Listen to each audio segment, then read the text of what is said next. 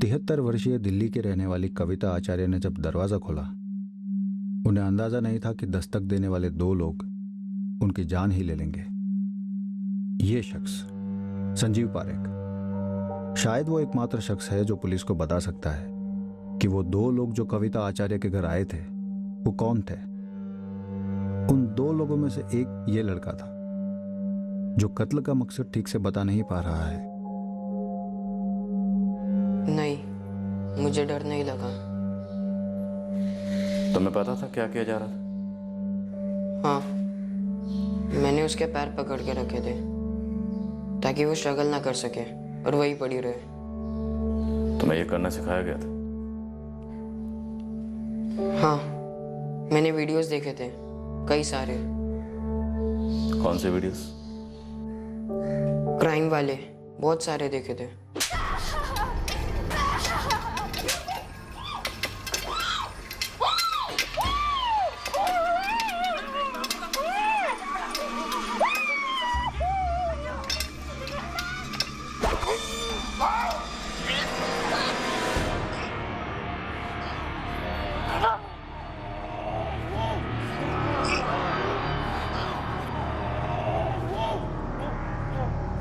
तुमने खुद से देखे थे या किसी ने दिखाए थे?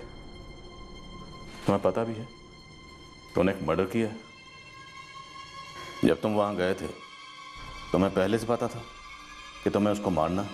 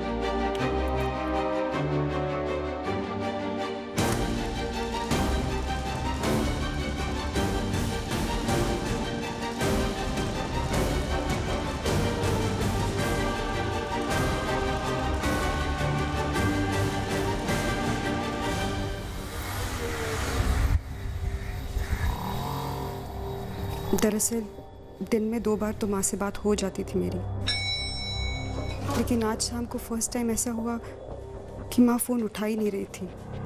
मैं हैरान थी। उसके बाद मैंने 1 घंटे के अंदर 3-4 बार माँ का नंबर फिर से ट्राई किया। फिर मुझे लगा कि यहाँ आके देखती हूँ, तो मैं मेरे बेटे सौरभ को लेकर सीधे यहाँ पहुँची। माँ के घर की एक एक्स्ट्रा चाबी मेरे पास होती है। मैं दरवाजा खोलकर अंदर आई। माँ!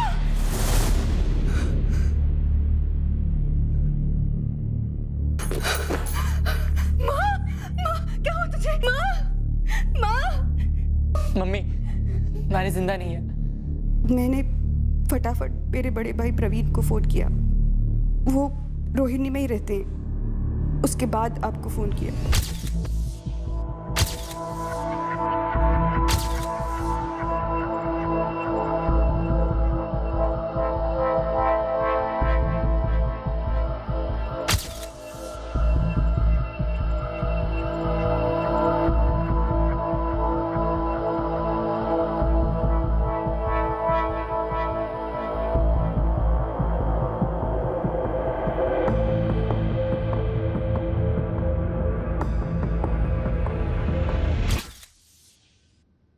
पाँच साल पहले हमारे पापा गुजर गए। तब से माँ अकेली ही रहती थी।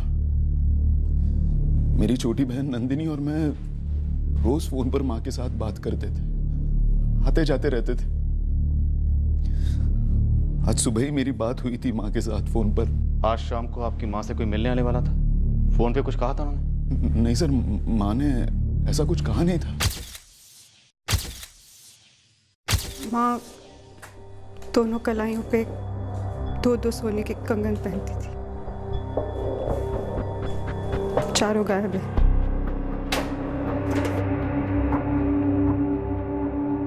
नहीं, ऐसा लग नहीं रहा कि कुछ लूटा है। यहाँ कोई गहने या कैश नहीं रखती थी वो? कुछ कैश पर्स में रखती थी खर्चे के लिए, वो है, चुराए नहीं गए। कल शाम के बाद आज सवेरे मैं माँ को कॉल करने ही वाली थी, रोज ही करती थी मैं, लेकिन हाँ सारे कामों में रह गया। मुझे सच में कोई आइडिया नहीं है मैडम कि आज माँ से मिलने कोई आने वाला था या नहीं। जी सर, मैं तो घर पर ही थी, पर ऐसा ध्यान ही नहीं गया कि उनके घर पे कोई आया या गया होगा। और कविता जी चिल्लाई भी होगी तो शायद बाकी आवाजों के बीच हमें सुनाई नहीं दी होगी। दिल्ली में ऐसा कोई दोस्त या रिश्तेदार जिसका यहाँ आना जाना हो? नहीं सर, ऐसा तो कोई रिश्तेदार नहीं। समझ में नहीं आ रहा कि कौन है जो आकर माँ के साथ। ये इधर एंट्री की है, flat number 301 A wing. Vijendra Singh +1, 2 लोग आए थे। आए होंगे, मतलब आए हैं। 2:45 पर। जी हाँ सर, सोसाइटी मैनेजर से बात हुई है। वो बता रहे हैं कि एंट्रेंस का सीसीटीवी चालू है, पर लॉबी का कैमरा काम नहीं कर रहा।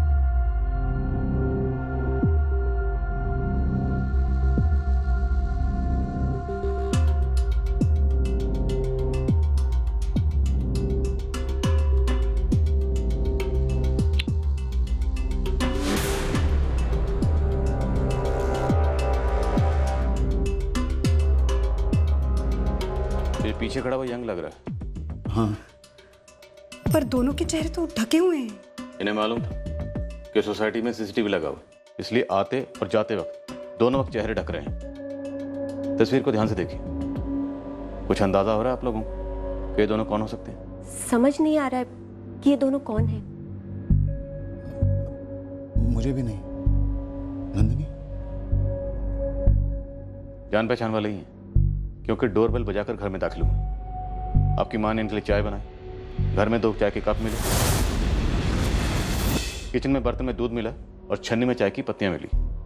Ambe general store. आप कौन बोल रहे हैं? जी मैं मालिक किशन गुप्ता। आप? द्वारका पुलिस स्टेशन से SI आरती बात कर रहे हैं। जी मैडम, क्या बात है? रंजना टावर्स की कविता आचार्य का कल तुम्हें फोन आया था, दोपहर 2:55 पे। कैसे जानते हो उन्हें? सुना मैंने, क्या हुआ? दंग रह गया हूँ। मेरी रेगुलर ग्राहक थी। क्यों फोन किया था उन्होंने? दूध मंगाया था मैडम। किशन, आधा लीटर दूध भेज जल्दी। जी कविता जी, अभी भेज रहा हूँ। तुम खुद गए थे देने? जी नहीं, मेरी बेटी रोशनी को भेजा था। ये दोनों 2:45 पे सोसाइटी में दाखिल हुए और 3:55 पे वहां से निकले। मतलब 1 घंटा 10 मिनट तक ये उसी फ्लैट में थे आपकी माँ के साथ। फिर उसी दौरान 3:10 पर दूध आया, फिर चाय बनाएगी। चाय बनने में 10 मिनट लगे होंगे। जो 2 कप मिले हैं उनमें आधी चाय बची हुई थी। मतलब चाय के बीच में ही इन लोगों ने कविता जी का कत्ल कर दिया। इसमें कोई दो राय नहीं कि ये दोनों जान पहचान की हैं, लेकिन सिर्फ कविता जी के हाथ के कंगन चुराए गए, बाकी किसी सामान को छुआ तक नहीं गए। कौन हो सकते हैं ये? प्रीति शर्मा, कहाँ रहती हो तुम? मैं नोएडा में रहती हूँ सर, लेकिन क्या मैं पूछ सकती हूँ कि आपको मेरा नंबर कहाँ से मिला और आप मुझसे इतने सारे सवाल क्यों पूछ रहे हैं? मैं तो कल द्वारका में थी ही नहीं सर, द्वारका में तो मेरा आना जाना ही नहीं है। कविता आचार्य, उनका लड़का प्रवीण आचार्य, बेटी नंदिनी माने, नंदिनी का बेटा सौरभ माने, या प्रवीण आचार्य का बेटा अंकित आचार्य, इनमें से किसी को भी जानती हो तुम? किसी को भी नहीं सर। आप बताएंगे कि बात क्या है? आप मुझे डरा रहे हैं सर। देखो रोशनी, डरो मत, बस ठीक से याद करो और बताओ, जब तुम दूध देने गई थी कविता आचार्य के घर तो तुमने क्या देखा? कुछ नहीं देखा मैडम, मैंने बस डोरबेल बजाई, कविता आंटी ने दरवाजा खोला और मैंने उन्हें दूध का पैकेट दे दिया। अंदर बैठे किसी आदमी को नहीं देखा? जी नहीं देखा, और वैसे भी कविता आंटी ने बहुत थोड़ा ही दरवाजा खोला था। और अजीब बात तो ये थी कि कविता आंटी मुझ पर गुस्सा हो रही थी। तुझ पर? क्यों? क्या पता मैडम, मैं पहले जब भी जाती थी तो कविता आंटी मुस्कुराकर बातें करती थी और थैंक यू बेटा भी बोलती थी, लेकिन कल कुछ तो अलग था। क्या रोशनी, कितनी देर लगा दी तुमने? मेहमान मेरे कब के आके बैठे हैं, चाय नहीं बना पा रही हूँ मैं। आधा लीटर दूध लाने में इतना टाइम लगता है क्या? लेकिन कविता आंटी को इतनी चिड़चिड़ी मैंने पहली बार देखा था। ये दोनों थे अंदर? बोला ना मैडम, कविता आंटी ने बहुत थोड़ा ही दरवाज़ा खोला था, अंदर देखने का कोई चांस ही नहीं था। और वैसे भी मैं अंदर जाके देखती ही क्या बिना मतलब के। सब हो सकता है वो पहले भी आए होंगे, लेकिन मुझे याद नहीं है सर। मोहित कनौजिया, इन दोनों ने झूठे नाम लिखे और ऐसे ही मनगढ़ंत कोई फोन नंबर भी लिख दिया। अब मुझे कैसे पता चलेगा सर? क्यों? जब कोई बिल्डिंग में आता है तो पूछते नहीं उससे कौन से फ्लैट में जा रहा है, किस काम से जा रहा है? सच बोलूं तो वो जिस अंदाज में आए थे और आकर डायरेक्ट रजिस्टर में लिखने लगे, मुझे लगा कोई जान पहचान वाले होंगे, पहले भी आए होंगे। सर 1 घंटा तक अंदर थे, कविता जी ने उनको चाय बनाकर पिलाई। प्रवीण या नंदिनी को कुछ तो खबर होनी चाहिए कि वो कौन हो सकते थे। और सब जिस तरह से वो चल के आए, जैसे वो पेश आ रहे थे, शक करने जैसा कुछ लगा नहीं साहब। जी नहीं, हमें नहीं लगता कि हमने इन्हें पहले कभी देखा है, लेकिन नाम नंबर गलत दिया है, मतलब गलत इरादे से तो आए थे ना। बिल्कुल सही पकड़ा आपने, नाम विजेंद्र सिंह लिखा, लेकिन आचार्य परिवार ऐसे किसी भी आदमी को नहीं जानता। और वो नंबर भी किसी नोएडा की प्रीति शर्मा का निकला, जो इस परिवार को नहीं जानती। नहीं पापा, मैं किसी प्रीति शर्मा को नहीं जानता। वो कॉलेज में पढ़ती है अंकित, नोएडा में। पापा, मेरी नोएडा के कॉलेज में पढ़ने वाली लड़की से क्या जान पहचान होगी? नहीं मम्मी, हमारे ग्रुप में कोई प्रीति शर्मा नहीं है, और अगर होती भी तो मैं थोड़ी ना ऐसा बोलता कि नानी घर पे अकेले जा जाके उसका मर्डर कर दे। इन्हें देखा है कभी? जानता इन्हें? नहीं मम्मी, नहीं जानता। नहीं मैडम, मैं इन दोनों में से किसी को भी नहीं जानती हूँ। हो सकता है इन्होंने ऐसे कोई नंबर लिख दिया हो और निकला मेरा नंबर। आपके उन सर ने फोन किया था, तब भी मैंने उन्हें यही कहा था। देखिए मैम, मेरी बेटी को कोई फंसा रहा है। प्रीति जो कह रही है कि ऐसे ही लिख दिया होगा, हो सकता है ये बात सच हो। लेकिन एक बात बताओ प्रीति, तुम्हें कोई किसी भी तरह से फंसाना चाहेगा? नो मैडम, मेरा तो किसी के साथ कोई पंगा ही नहीं है। कॉलेज जाती हूँ, घर आती हूँ, बस। किसी दूसरे कॉलेज में या ऑनलाइन ग्रुप में सौरभ माने या अंकित आचार्य नाम के बंदे से कांटेक्ट में आई हो? मैं आपकी कलीग को पहले ही बता चुकी हूँ कि मैं नहीं जानती हूँ मैम। देखिए मैडम, एक औरत की जान गई है, इसका हमें बहुत दुख है, पर प्लीज इस मामले में आप मेरी बेटी को मत घसीटिए। 2 आदमियों के साथ फाइट बैक क्या करती है बूढ़ी औरत? ऊपर से चाय बनाकर पिलाई। पहचान वाले थे, इसने नहीं सोचा होगा कि गला काटने आए। सिर्फ कलाई से सोने के कंगन चुराए गए, चोरी वाले एंगल की तरफ गुमराह करने की कोशिश की गई। ये 73 साल की थी, किसी पहचान वाले ने घर के अंदर आकर ऐसे मार दिया। घर ही के अंदर की कोई अतीत की बात हो सकती है। सर जी, जिस तरह से दोनों ने एंट्री ली थी, उस रास्ते पर मेरे बंदे सीसीटीवी खंगाल रहे हैं। सोसाइटी के लोगों से बात कर, पता कर कविता जी की लाइफ क्या थी, उनकी दिनचर्या क्या थी, क्योंकि ये मर्डर सीधा सीधा कोई पर्सनल एंगल वाला मर्डर ही लग रहा है। सर जी समझ गया, अभी लगा देता हूँ एक टीम। अच्छा, इससे पहले भी अगर तुम्हारी माँ फोन नहीं उठाती थी तो भी तुम यूं ही जाती थी सौरभ के साथ उन्हें चेक करने के लिए? हाँ जाती, लेकिन वैसे माँ हमेशा ही फोन उठा लेती थी। 1 घंटा भर रिंग जारी थी और माँ फोन उठा नहीं रही थी। सौरभ ने भी ट्राई किया, फिर हम दोनों ने सोचा चलो देख ही आते हैं। पति कहाँ है तुम्हारे? 6 महीने से अशोक रायपुर में है, ट्रांसफर वहीं हुआ है उनका, आज शाम को आ रहे हैं। अच्छा, प्रवीण और तुम 2 ही भाई बहन हो, कोई और नहीं? जी नहीं। कविता जी प्रवीण के साथ क्यों नहीं रहती थी, या प्रवीण उनके साथ? सर, प्रवीण आचार्य हमारे यहाँ पे 9 साल से सीनियर अकाउंटेंट रहा है। ये प्रवीण आचार्य 10 जुलाई को ऑफिस में आया था। सर, आप यही पता करना चाहते हैं ना कि उसकी माँ के मर्डर के वक्त वो कहाँ था? ऑफिस में था या नहीं? बिल्कुल था। दरअसल हमारे सामने ही उसकी सिस्टर का फोन आया था। खबर सुनने के बाद उसकी हालत बहुत ही बुरी हो गई। ये जो हालत खराब हुई थी उसकी, ये वाकई में हुई थी या दिखावा था? उसकी माँ का कत्ल हुआ था। नाटक क्यों करेगा? माँ के साथ क्यों नहीं रहते थे? पहले रहता था, हम सब लक्ष्मी नगर में एक ही घर में थे। माँ और पापा चाहते थे कि मैं और दीपाली अपना अलग घर बनाएं, और दूसरी बात, मेरा काम पित्तमपुरा में है, मुझे ज्यादा ट्रैवलिंग पसंद नहीं है, इसीलिए मैंने रोहिणी में घर खरीदा। ऑफिस भी करीब है, पिछले 11 साल से मैं वहीं पर हूँ। सर, अगर आप मुझ पर शक कर रहे हैं, कोई घरेलू अनबन ढूंढ रहे हैं, तो ऐसा कुछ भी नहीं है। हम सब दूर रहकर भी काफी करीब थे। नंदिनी, मैं, माँ और हमारी फैमिलीज। आपके माँ बाप लक्ष्मी नगर से द्वारका मंगल विहार कब शिफ्ट हुए? 8 साल पहले। पापा ने रिटायरमेंट के बाद लक्ष्मी नगर वाला घर बेच दिया और यहाँ द्वारका मंगल विहार में रंजना टावर्स में 1 BHK लिया। नंदिनी का घर भी पास ही में था, उत्तम नगर में, लेकिन शिफ्ट होने के 2 साल बाद पापा चल बसे। और आपकी माँ कविता जी ने अकेले रहना पसंद किया? उन्हें अपनी आज़ादी पसंद थी, पर हम हर वीकेंड को मिलते, कभी उनके घर, कभी अपने घरों में। तो फिर साथ क्यों नहीं रहते थे? सबकी अपनी मर्जियां होती है सर। माँ की अपनी मर्जी थी। ये जो लक्ष्मी नगर वाला फ्लैट बेचा गया, उसका पूरा पैसा द्वारका मंगल विहार वाले फ्लैट में डाला गया? जी नहीं, कुछ पैसे एफडी में है जिसका इंटरेस्ट माँ को मिलता, ऊपर से पापा की पेंशन। पापा रेलवे की सर्विस में थे। जो भी 2 लोग आए थे ना, ये तय है कि जान पहचान के थे और कत्ल के इरादे से ही आए थे।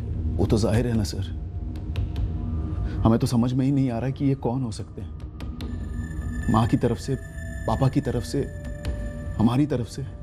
मैंने तो अपने बेटे अंकित से भी पूछा कि क्या वो किसी विजेंद्र सिंह या प्रीति शर्मा को जानता है, लेकिन उसने भी पता नहीं ये कौन हो सकते हैं। नहीं मैडम, मैं नहीं पहचान पा रही हूँ इन्हें। आपको माँ के फ़ोन में कुछ मिला? इन लोगों ने शायद आने के पहले कोई फ़ोन वोन किया हो। कॉल रिकॉर्ड्स अभी आने बाकी है नंदिनी, लेकिन कॉल लिस्ट से हमें ऐसा कुछ नहीं मिला। हो सकता है मर्डर के बाद उन्होंने नंबर डिलीट कर दिया हो, पर वो ऐसा क्यों करेंगे? फोन को ही अपने साथ ले जाते ना। ये सवाल भी जवाब मांग रहे हैं।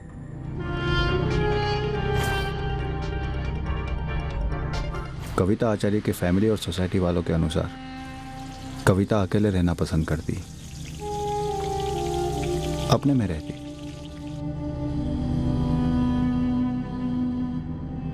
जब जरूरत पड़ती तभी घर से निकलती।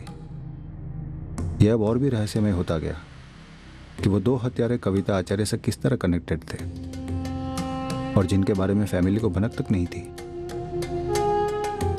और जिन्होंने सिर्फ 4 सोने के कंगन के लिए उनका कत्ल कर दिया था।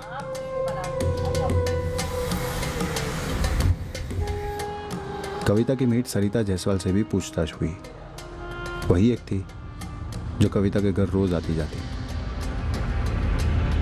मैडम, मैं इन्हें नहीं पहचान पा रही हूँ। एक जवान लड़का है और एक अधेड़ उम्र का आदमी दिखता है।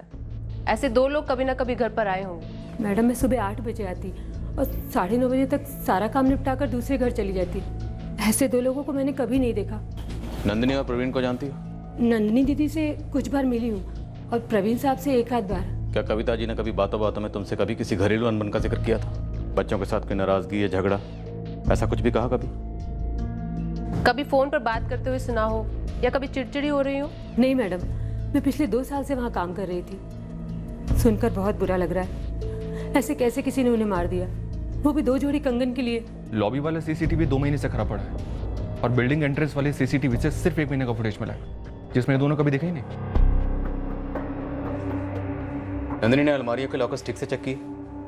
पक्का कुछ और चोरी नहीं हुआ? कह तो रही है नहीं सर। वैसे कविता जी का मोबाइल और पर्स दोनों ज्यों के त्यों मिले। हाँ गुरु बोल।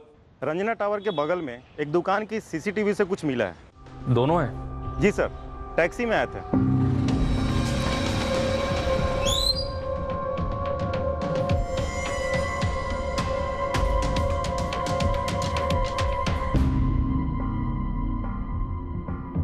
वही है दोनों, बिना कैप के। इसमें भी चेहरे साफ नहीं है।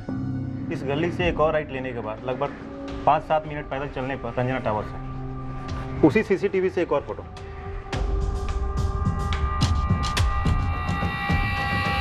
सर, इसमें भी चेहरे छुपाए हुए हैं। शायद टैक्सी रोकते वक्त नजर पड़ी होगी सीसीटीवी पर, और सोसाइटी की सीसीटीवी के बारे में पहले ही जानते होंगे। मतलब कविता आचार्य घर पे पहले भी आए होंगे। लेकिन सर जी, टैक्सी का नंबर साफ साफ दिखाई दे रहा है। मेरे बंदे एक टैक्सी वाले को ढूंढ रहे हैं, शायद वो बता सके कि कहाँ से उठाई थी सवारी इन दोनों की। जैसे कुछ खबर मिलती है फौरन इत्तला कर। दीपक, जब तक टैक्सी वाला हाथ लगता है, तुम प्रवीण के बेटे अंकित और नंदिनी के बेटे सौरभ, दोनों पर नजर रखो। इन दोनों कातिलों में से ये लड़का जवान लगता है इसलिए। ये कंगन चोरी वाला एंगल मुझे शुरू से अटपटा लग रहा। ये दोनों उस घर पर तकरीबन 1 घंटा 10 मिनट तक थे, फिर भी सिर्फ कंगन चुराए और कुछ भी नहीं। सर, इस लड़के के साथ जो आदमी था वो हो सकता है ये कविता आचार्य उस लड़के को जानती हो और वह लड़का उस आदमी को अपने साथ लेकर आया हो।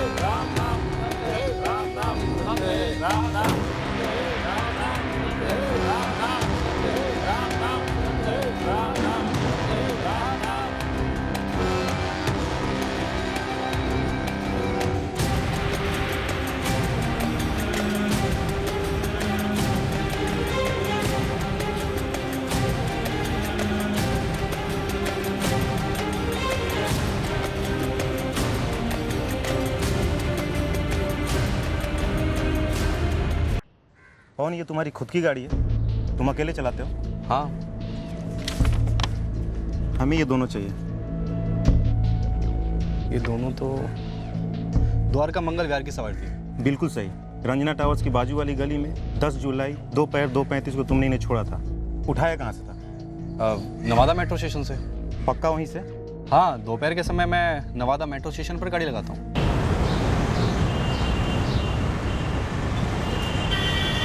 जी साहब। द्वारका मंगल विहार चलोगे? चलेंगे ना, बैठो।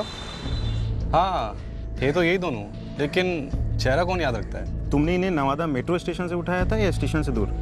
टैक्सी लाइन में। मैं तो हमेशा टैक्सी लाइन में होता हूँ। सर जी, नवादा मेट्रो स्टेशन की सीसीटीवी फुटेज को एक बार चेक करना जरूरी है। शायद स्टेशन से बाहर निकलते वक्त उनका थोबड़ा छप गया हो सीसीटीवी में। ठीक है, मंगवाता हूँ। तब तक तू अपनी टीम को अंकित आचार्य और सौरभ माने पर लगे रहने के लिए बोल।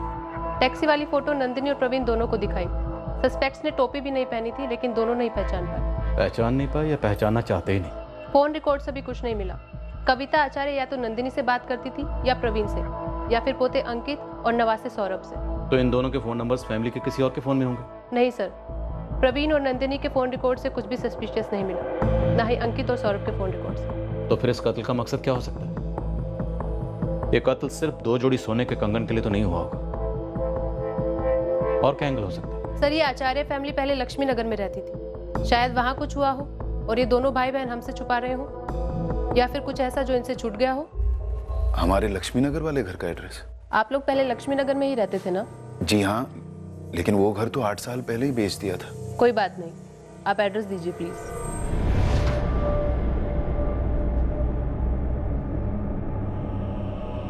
नंदिनी, पुलिस ने लक्ष्मी नगर वाले घर का एड्रेस लिया। पर वहां से कौन आकर ऐसा कुछ करेगा? किराने वाले की लड़की रोशनी, जो घर पर दूध देने आई थी, उसने स्टेटमेंट दिया है कि माँ गुस्से में लग रही थी। नंदिनी, ऐसा कौन हो सकता है जिस पर माँ गुस्सा होगी और उनके लिए चाय भी बनाएगी?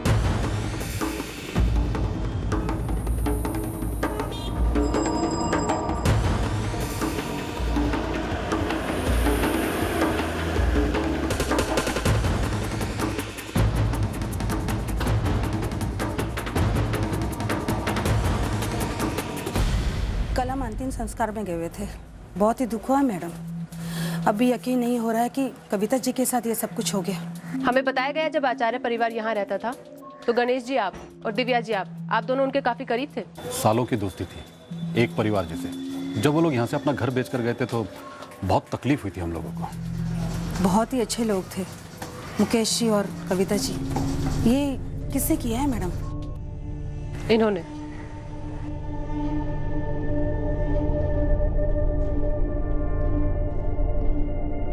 जाने पहचाने लगते हैं। ये तो साफ साफ दिखाई भी नहीं दे रहा। प्रवीण और नंदिनी भी नहीं पहचान पाए। एक बात तो पक्की है, ये दोनों या इनमें से कोई एक कविता जी को बहुत अच्छे से जानते थे। कविता जी ने इन्हें चाय भी पिलाई थी। अपने संजीव जी? क्या वो बता सकें? उनका मुकेश जी के घर काफी आना जाना था। अगर ऐसा कोई है जिसके बारे में प्रवीण और नंदिनी नहीं जानते तो शायद संजीव जी जरूर बता सकेंगे। ये संजीव जी का घर कहाँ है? जी वो तो 2011 में यहाँ से चले गए थे। मुकेश जी से बड़ी गहरी दोस्ती थी उनकी। यहीं सामने बैठकर तो उनका कैरम चलता था। ये लो चौका। क्या बातें, बड़े फॉर्म में हो। ऑलवेज। वाइट आपके लिए बहुत लकी है। क्या बात है? गेम अब तक चल रही है।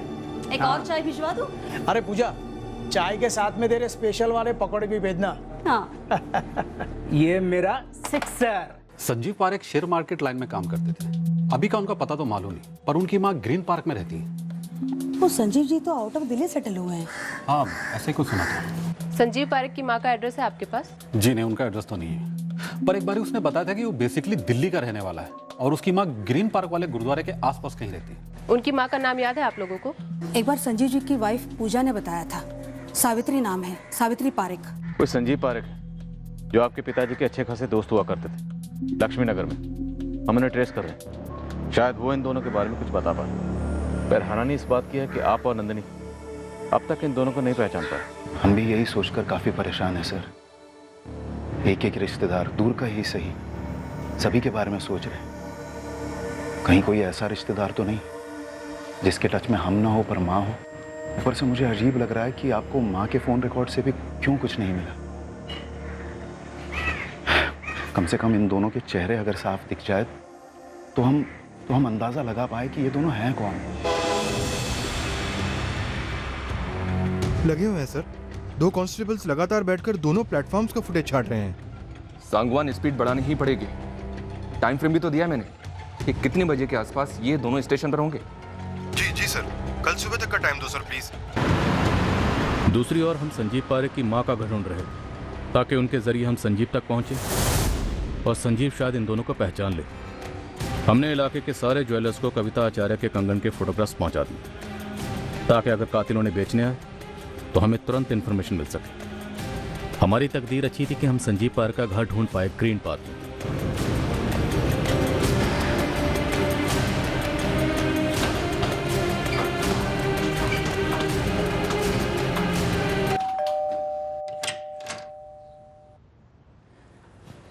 जी सावित्री पारेख।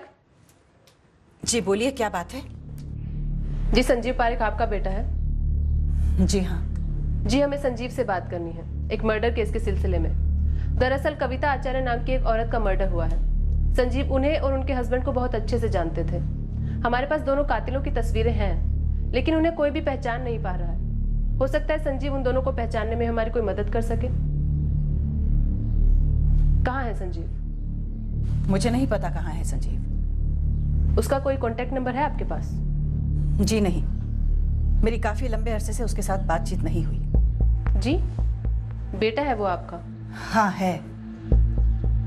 वैसे संजीव की बेटी आंचल मेरे साथ रहती है। हो सकता है उसकी बात अपने पापा से होती हो। जी बुलाइए आंचल को। वो तो कॉलेज गई है। ठीक है, उसका नंबर दे दीजिए। The number you have called is currently switched off. Please try again later. Thank you.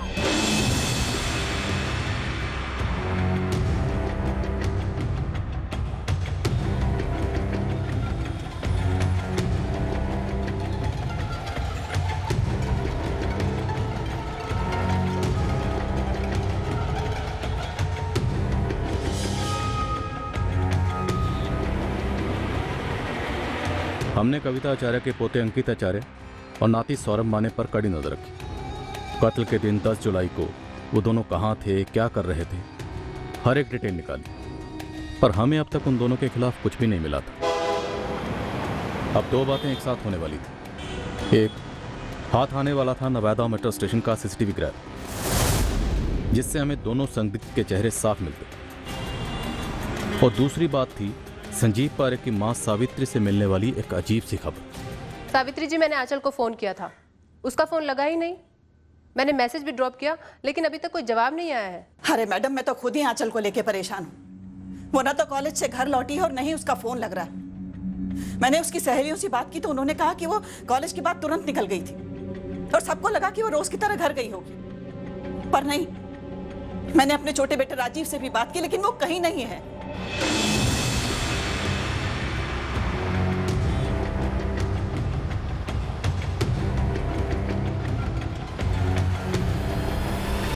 Sir, मैंने सावित्री जी से कहा है कि हम आंचल के कॉल रिकॉर्ड्स तुरंत मंगवा रहे हैं और उनसे कहा है कि वो आंचल की सहेलियों से दोबारा बात करें। क्या आंचल का गायब हो जाना कविता आचार्य के मर्डर से जुड़ा? आंचल को कैसे पता चला कि तुम उसे कॉल करने वाली? सर, सावित्री जी के अलावा तो किसी को भी नहीं पता था कि मैं आंचल को कॉल करने वाली हूँ। और सावित्री जी ने यह कहा कि वो संजीव के टच में नहीं है, आंचल हो सकती है। जी सर। आंचल पारेख के गायब होने का रहस्य अगले ही दिन रोशनी में आने वाला था जब नवादा मेट्रो स्टेशन की सीसीटीवी फुटेज हमारे हाथ लगती। इसके पहले कि हम कविता आचार्य की फैमिली से पूछते कि वो 2 कातिल कौन थे, हमें उनकी असलियत पता चलने वाली थी। फोन बंद आ रहा है उसका। उसने अपने चाचा राजीव से भी बात नहीं की। उसकी सारी सहेलियों से पूछ चुकी हूं मैं। और ऐसे कैसे हो गया कि आपने उसका फोन नंबर लिया और वो एकदम से गायब हो गई? हम खुद हैरान हैं सावित्री जी कि ऐसा कैसे हो गया। वैसे ग्रीन पार्क की पुलिस भी लगी है आपकी पोती को ढूंढने में। जैसा कि आप जानते हैं, हम आपकी पोती आंचल से सिर्फ इसीलिए कांटेक्ट करना चाहते हैं ताकि हम संजीव तक पहुंच सके और संजीव से इन दोनों तक। आप चिंता मत कीजिए, आपकी पोती मिल जाएगी। एक मिनट, वो फोटो फिर से दिखाएंगी?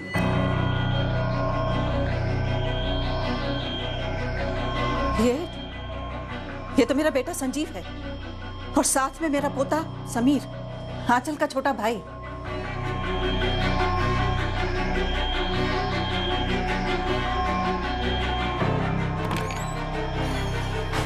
आरती ने कॉल किया अभी। ये दोनों संजीव पारेख और उसका बेटा समीर पारेख है। संजीव की मां सावित्री जी ने इन दोनों को पहचान लिया।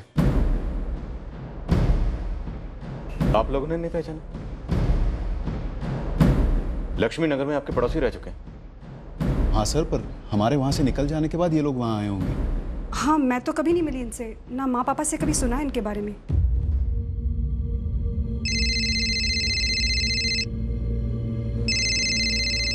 सावित्री जी, आपका फोन।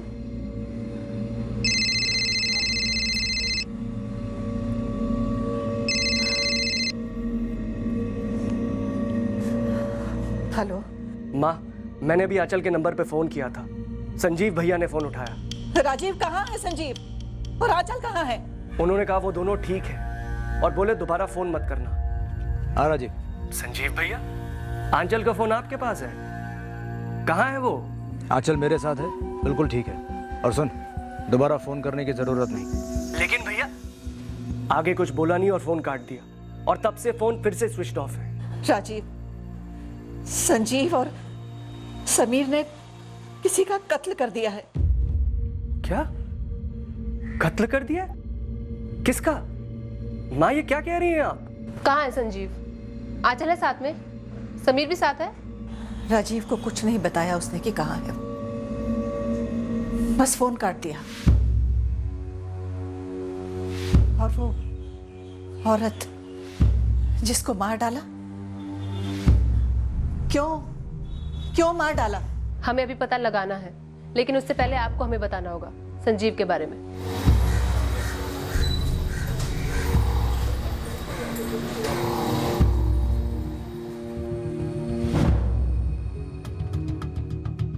गणेश भाई, ये संजीव पारेख और उसके बेटे ने मां को क्यों मार डाला होगा? मुझे नहीं पता प्रवीण। ये संजीव तो काफी करीब था तुम्हारे मम्मी पापा के। उसकी कविता जी के साथ ऐसी क्या दुश्मनी हो गई? अब आधा मेट्रो स्टेशन से बाहर आए और फिर टैक्सी लेकर द्वारका मंगल विहार तक आए और कविता जी की सोसाइटी से कुछ दूरी पर उतर गए और फिर चेहरा छुपाकर सोसाइटी के रजिस्टर में फर्जी नाम और फर्जी नंबर लिखकर फ्लैट तक पहुंचे। फिर वही कर गए जो करने आए थे, कविता आचार्य का कत्ल। मुझे कोई कारण नहीं दिख रहा सर, इतनी अच्छी दोस्ती थी। संजीव की बेटी आंचल भी गायब हुई कल और अब वो संजीव के ही साथ है। गणेश भाई, इस संजीव पारेख का माँ पापा से कोई झगड़ा हुआ था क्या? नहीं, होता तो ये नाम पहले बता देते। सर, मैं सावित्री पारेख और संजीव के छोटे भाई राजीव पारेख के साथ वहाँ आ रही हूँ। ये लोग कह रहे हैं इन्हें कोई आइडिया नहीं संजीव ने ऐसा क्यों किया। ठीक है, हम उनसे पता करते हैं कि संजीव अपने बेटे समीर और बेटी आंचल को लेकर कहाँ जा सकता है। तुम उनसे पता करो संजीव की पत्नी पूजा कहाँ है। पूछा मैंने सर। सावित्री जी कह रही हैं कि पूजा संजीव को 3 साल पहले ही छोड़ चुकी थी। गणेश जी, दिव्या जी, पूजा ने 3 साल पहले संजीव को छोड़ा। आप लोगों को कुछ आइडिया है कि पूजा इस वक्त कहाँ हो सकती है? हमें कैसे पता होगा सर? हमें तो ये भी पता नहीं था कि पूजा ने छोड़ दिया। कविता जी ने आप दोनों से संजीव पारेख का कभी जिक्र नहीं किया? नहीं सर, मुझसे तो कभी नहीं किया। मुझसे भी नहीं, पर ऐसी भी क्या अनबन, कितनी भयंकर तरीके से माँ को।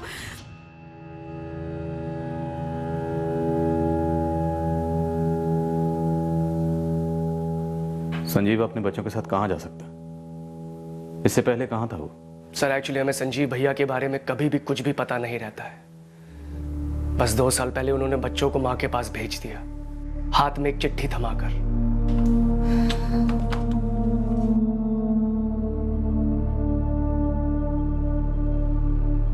मैं शहर के बाहर जा रहा हूँ। माँ, तुम समीर और आंचल की देखभाल करना। मुझे मालूम है आप मुझसे नाराज हो, लेकिन बच्चे मासूम हैं। आपके पोता और पोती हैं, उनके साथ उनके मार्कशीट्स भी हैं। अगर राजीव और आप उनको आगे कॉलेज पढ़ाओगे तो उनके लिए अच्छा होगा। संजीव। और उस चिट्ठी में कोई अफसोस वफसोस कुछ नहीं था, ना थैंक यू ना सॉरी, बस एक रिक्वेस्ट थी। ऑर्डर ही समझिए कि आंचल और समीर की देखभाल हम लोग करें। फिर माँ ने देखभाल शुरू की, मैंने भी मदद की, स्कूल में एडमिशन वगैरह करवाया। खून है हमारा। फिर अचानक 6 महीना पहले संजीव भैया आए और समीर को लेकर चले गए, पढ़ाई वढ़ाई सब छुड़वा कर। क्यों ले जा रहा है, क्यों पढ़ाई छुड़वा रहा है, कुछ भी नहीं बताया। बस ले गया समीर को, और अब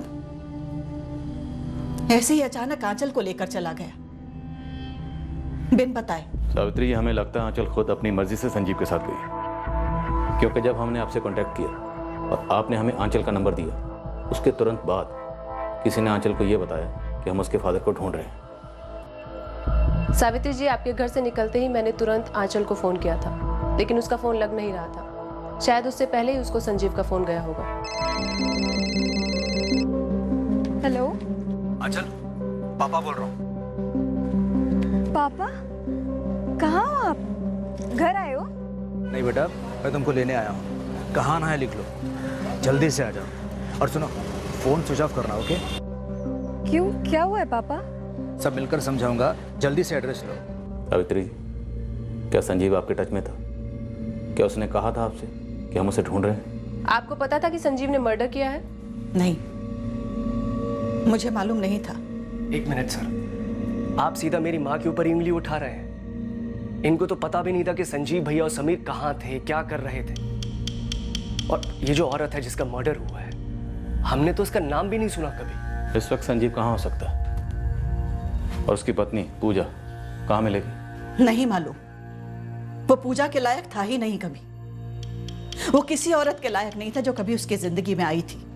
देखिए, मेरा बेटा संजीव, मैंने जाना उसे जरूर है, लेकिन वो ऐसा कैसे हो गया, क्यों हो गया, क्या हो गया, आज तक समझ नहीं पाई हूं मैं उसको। एक बूढ़ी औरत को मार डाला उसने, मार डाला, और साथ में समीर को शामिल किया।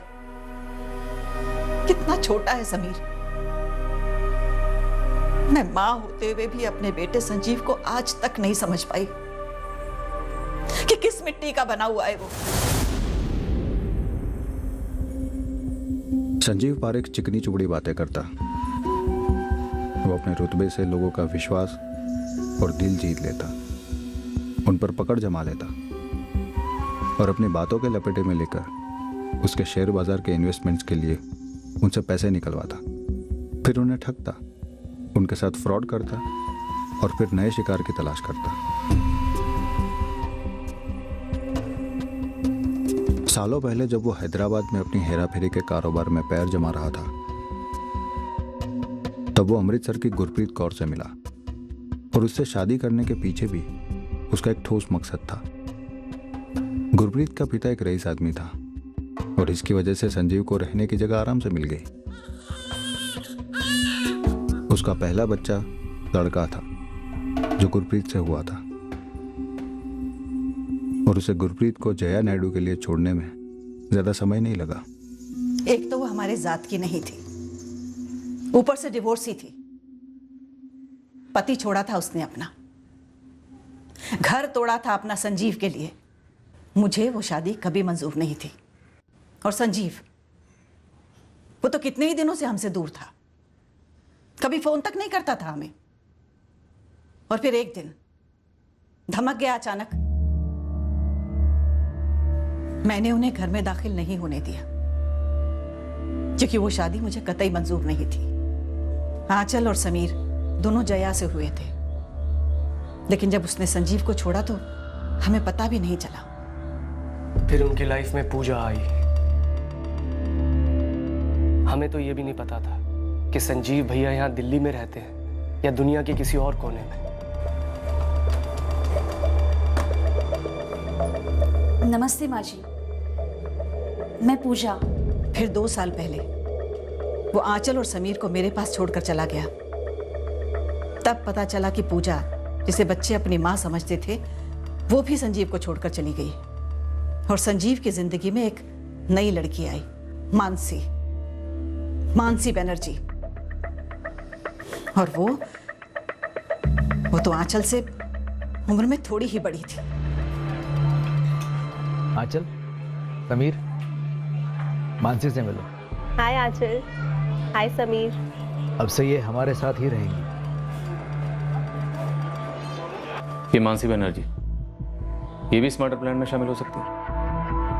इसका कोई नंबर या एड्रेस है आपके पास? मुझे नहीं पता सर, हमें संजीव भैया के बारे में कुछ भी नहीं पता है। वो जो भी नंबर यूज कर रहा था आप लोगों से बात करने के लिए, वो नंबर दीजिए। मेरे पास उनका मोबाइल नंबर नहीं है और मुझे नहीं लगता कि भैया मोबाइल फोन यूज भी करते हैं। अब ये मानना थोड़ा मुश्किल है, आज की डेट में आपका भाई संजीव मोबाइल फोन यूज नहीं करता। संजीव के बारे में कुछ भी मानना आसान नहीं रहा है कभी। सावित्री जी, आपका बेटा उसके निजी मामलों से अलग अब एक खूनी भी है, इसलिए आपको और राजीव आपको हमें कोई तो ऐसी लीड देनी होगी जिससे हम उस तक पहुंच पाए। उसने आपके पोते समीर को एक कत्ल में शामिल किया, अब आंचल भी उसके पास। हमारा उस तक जल्द से जल्द पहुंचना जरूरी है।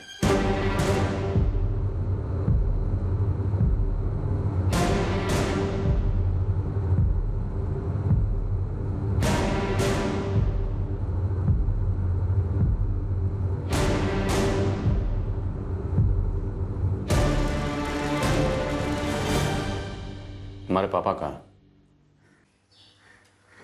मुझे नहीं पता, पर वो आएंगे मुझे लेने। उन्होंने कहा था सब लोग उनके पीछे पड़े हुए हैं। उन्होंने मुझे रुकने के लिए कहा था, मैं उनकी वेट करूंगा। वो आएंगे और मुझे अपने साथ ले जाएंगे। पापा। क्या आंचल भी तुम्हारे इस मर्डर प्लान में शामिल थी? तुम लोगों ने कविता आचार्य का मर्डर क्यों किया? संजीव पारेख तक पहुंचना आसान नहीं होने वाला था, पर ना पहुंचने की कोई गुंजाइश ही नहीं थी। एक तो वो खूनी था, दूसरा हमें यह जानना था कि कविता आचार्य के कत्ल के पीछे उसका मकसद क्या था, और उसने इस संगीन जुर्म में अपने बच्चों को क्यों शामिल किया। क्या वो वाकई में शामिल थे? अतीत का ऐसा क्या मसला था जिसके चलते ये कत्ल हुआ?